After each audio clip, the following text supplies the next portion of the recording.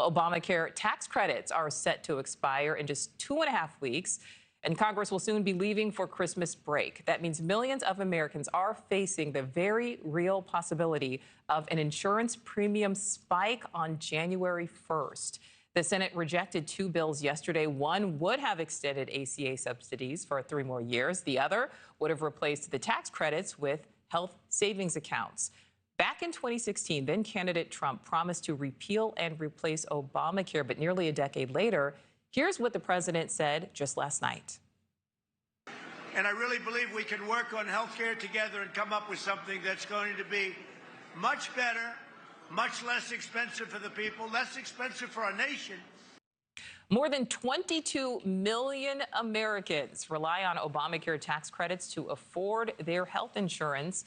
And when compared to nearly 40 other countries, including Canada, Australia, and the UK, the average American spends nearly 2.5 times more on health care.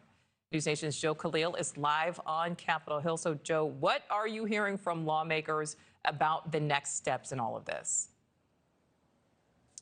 No, Nichole, the crazy thing about this is probably the most important story in the country right now that Americans are not paying enough attention to. Hope here on Capitol Hill is diminishing day by day. The closer we get to January 1st, that there will be a plan to prevent the expiring of these Obamacare subsidies. Right now, those subsidies are keeping health care costs lower for some 22 million Americans. And if those expire, people's health care costs, those monthly premiums, are going to go up. In some cases, significantly. We could be talking about a couple $100s a month. We could be talking about potentially a couple of thousands of dollars a month. Last night, both Senate Democrats and Senate Republicans put their plans forward.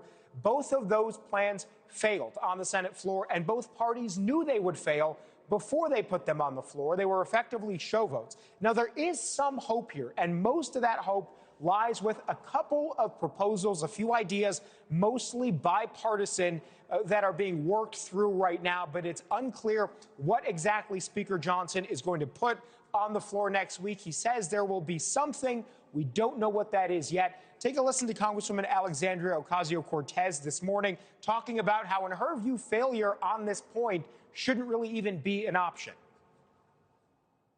And I think it is the lack of urgency and the lack of care on this issue is so indicative of how disconnected people are from the real life consequences that people are experiencing because of this. People are going to die.